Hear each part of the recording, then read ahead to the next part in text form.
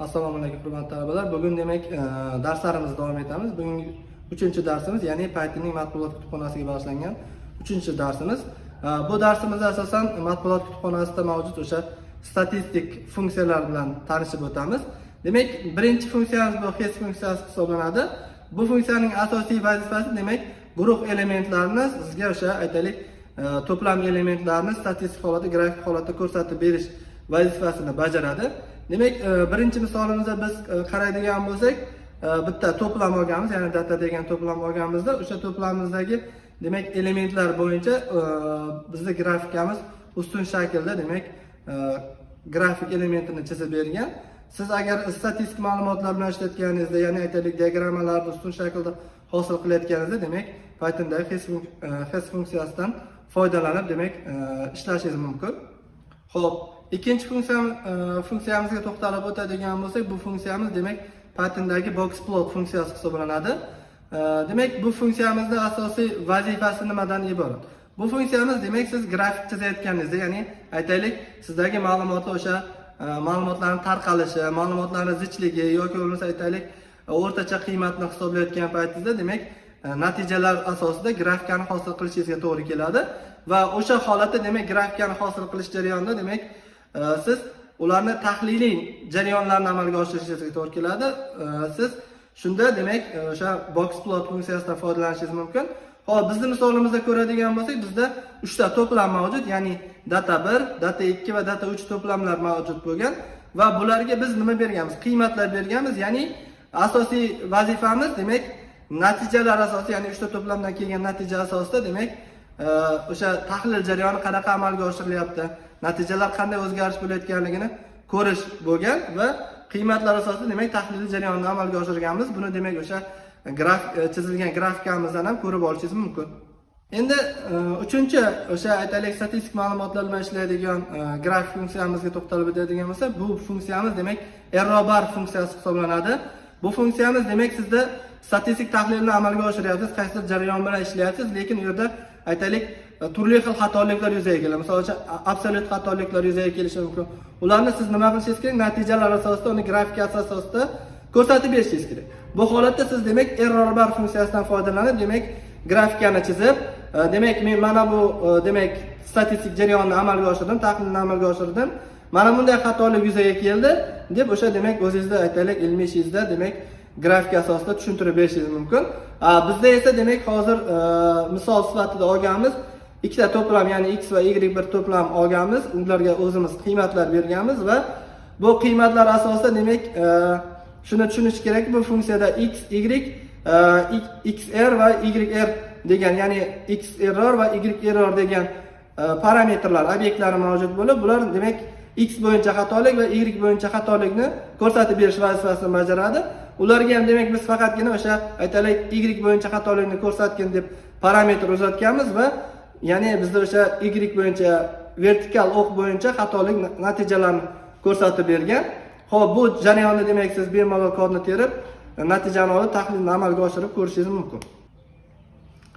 To'rtinchi demak statistik ma'lumotlarni ishlash bo'yicha 4-funksiyamizga to'xtalib o'tadigan bo'lsak, violent plot funksiyasi hisoblanadi.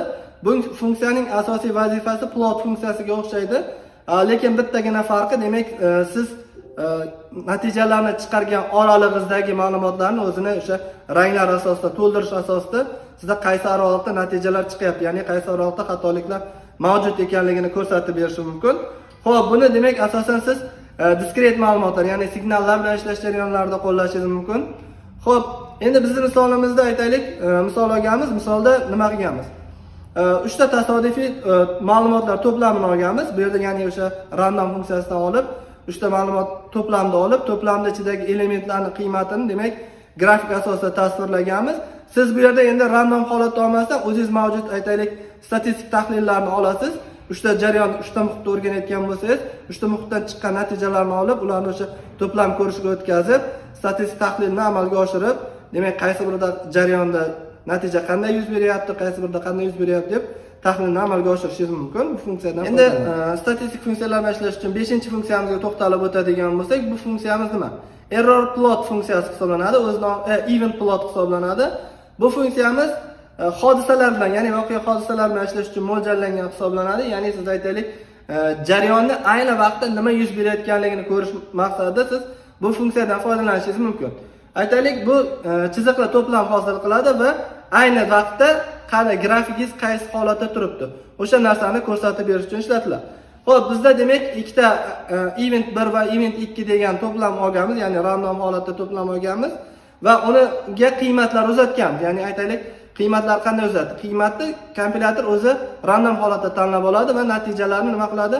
Ekranda o'sha event plot funksiyasi yordamida hosil qiladi va siz o'sha natijalar asosida nima qilishingiz mumkin?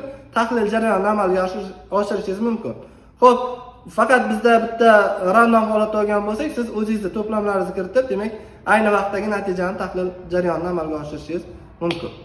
Keyingi 6-funksiyamizga to'xtalib o'tadigan bo'lsak, bu funksiyamiz demak his 2 da yoki bo'lmasa his bin degan funksiyalarimiz bo'ladi. Bu funksiyalar bir-biriga o'xshash bo'lganligi uchun men bularga alohida to'xtalib o'tmadim. Ya'ni his 2 funksiyamiz, ya'ni 2D funksiyamiz bizga ikki o'lchamli o'sha ma'lumotlarni bilan ishlash uchun mo'ljallangan hisoblanadi. Ya'ni sizning ma'lumotlaringiz qanaqa? Siz to'plam elementlarni oldingiz, ikkita to'plam elementlarni oldingiz va ularni o'sha aytaylik qanchalik zich joylashganligini, misol uchun zichlik darajasini aniqlamoqchi bo'ladigan bo'lsangiz, tasvir hosil qilasiz va tasvirda har bir nuqtalarda alohida piksel ko'rinishda ko'rsatib beradi va siz u yerdan piksellarni demak joylashuviga qarab, demak to'plamning qaysi elementi sizning natijalaringizga yaqinroq ekanligini bilib olishingiz mumkin. Xo'p, bizning misolimizda ko'radigan bo'lsak, demak yana random holatda o'sha x va y larga ma'lum bir qiymatlarni uzatib yorganmiz va bu orqali demak o'sha his2 funksiyasi yordamida demak histogramma hosil qilganmiz. Histogrammada turli xil har bir nuqtani o'zimiz alohida rang bilan berganmiz va o'sha rang asosida demak to'plam elementlarimizni qaysi biri bir-biriga yaqinroq ekanligini aniqlab ko'rsatganmiz. Matploting demak statistik grafiklarni chizish uchun mo'ljallangan 7-funksiyamizga to'xtalib o'tamiz. Bu funksiyamiz PO funksiyasi hisoblanadi. Bu funksiyaning asosiy vazifasi sizga aytaylik, biror bir to'plam berilgan, to'plam ichidagi elementlarni necha foiz egallash, ya'ni umumiy to'plamdan necha foiz qismini egallashini ko'rishingiz mumkin. Demak, misol asosida buni tushuntiradigan bo'lsam shundayki, bizga aytaylik mevalar to'plami berilgan. Mevalar to'plamida olma, anor, banan, gilos kabi 4 ta element olganmiz va ularga ma'lum bir qiymatlar uzatganmiz. Misol uchun olmaga 30 kg aytaylik, bananga aytaylik 25 kg, gilosga 15 kg yoki bo'lmasa aytaylik 4-uzum qismimizga demak 30 kg deb belgilaganmiz va bu asosda demak diagrammamiz qanaqa hosil bo'ldi? Aynalar hosil bo'ldi va umumiy to'plamning ichida demak uzunimiz necha foizni egallayapti, aytaylik bananimiz necha foiz egallayotganligini ko'rishimiz mumkin. Aytaylik, sizda demak chizmangiz umumiy to'plamingizni diagramma asosida tasvirlab ber deydigan bo'lsa, aynan shu funksiyadan foydalanib siz demak to'plam elementlaringizni qiymatlari asosida diagramma ko'rsatib berishingiz mumkin. Xo'p, shu bilan demak statistik funksiyalarga bag'ishlangan darsimiz yakunlandi. E'tiborlaringiz uchun rahmat.